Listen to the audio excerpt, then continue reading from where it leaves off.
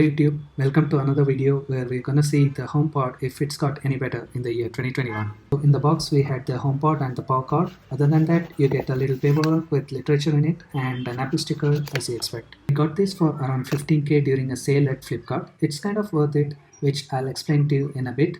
Coming to the setup, it's pretty simple, just like an Apple Watch. So it gets required information like Wi-Fi settings from your phone and gets configured automatically. Now this is the party trick of HomePod or being in the ecosystem. So this is the hands-off feature, which is Apple way of calling a glorified NFC. So the song gets start playing in the speaker now. Another important thing is that you require a Wi-Fi connection for the speaker to work. It doesn't work out of Bluetooth. The audio quality of HomePod, it's just premium. It fills the room easily with clear separation between the mids, highs and the lows, and the bass in particular is punchy.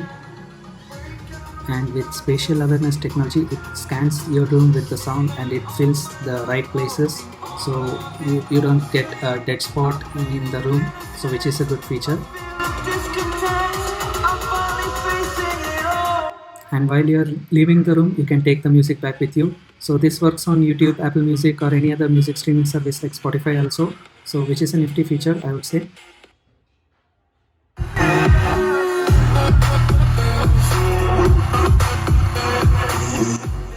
Now I'm not going to compare the sound quality of any speakers around here, so as it requires quite an elaborate audio setup, and even still it gets processed by YouTube algorithm and you guys listening through your speakers or headphones, so it might not depict the actual sound quality that you expect in the real world. And by now, if you might have noticed, there is no Bluetooth option. So as a result, the only way to stream music is via AirPlay. So as a result, it only works with Apple devices like iPhone, iPad or even a Mac, but it doesn't get any physical ports. But the best thing is it supports multi-room audio, so if you have a compatible Apple TV or another HomePod, so it can play music in multiple devices at once, so which is a cool feature. But an addition of aux port or at least a Bluetooth streaming would have been better, so it can be extended to other devices also, like other Android devices, or I can connect it to TV.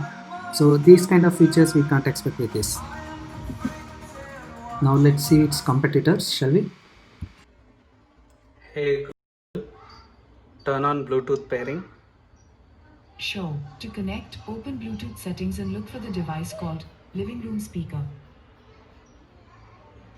So this is how you connect to other speakers. So if you want to play from your phone, so I'll search for the speakers, and the next time the connection is simple. So if you just say hey and connect to my phone, so it will pair to the last connected phone automatically.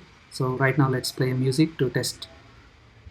Again, this is not a sound quality comparison, and Google Home Max would be a better competitor here.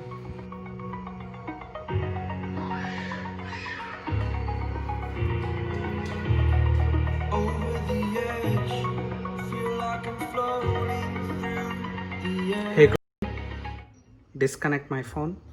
And that's how you disconnect Bluetooth. And apart from this, you can connect other music streaming services in the Google Home settings like Spotify or any other services, so you can listen to music directly without connecting your phone.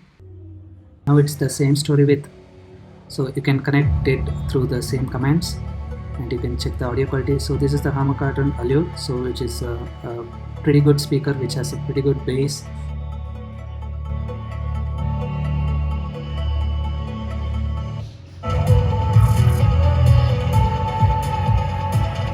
Coming to the smartness part of smart speaker.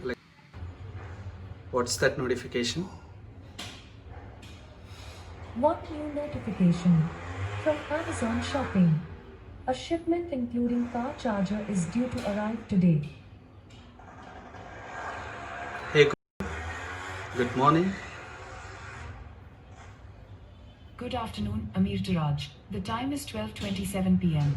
So coming to smartness, I would say Google Home and Alexa are better as personal assistant as they involve with many applications and data, and also it comes in different sizes and mainly different price ranges which cater the needs of each and every one of us. So now the HomePod Mini has filled that spot as an affordable Apple smart speaker, but still not as much as these other, mainly during the sale, which is when most people get them. And another drawback is the amount of home automation accessories which can be linked, like smart lamps, camera, switch, AC. So there are multiple devices which can be linked to Alexa or Google Home, and the amount of accessories that are certified to work with Apple HomePod is pretty less compared to these two. And here we see the differences of these two. The intercom is the newly added feature, and the U1 chip which is in the HomePod Mini could open new possibilities in the future. Good morning. Hi, it's So that's all I 12:28 had. p.m. Hey Siri, turn off the light. Thank you for watching. Peace.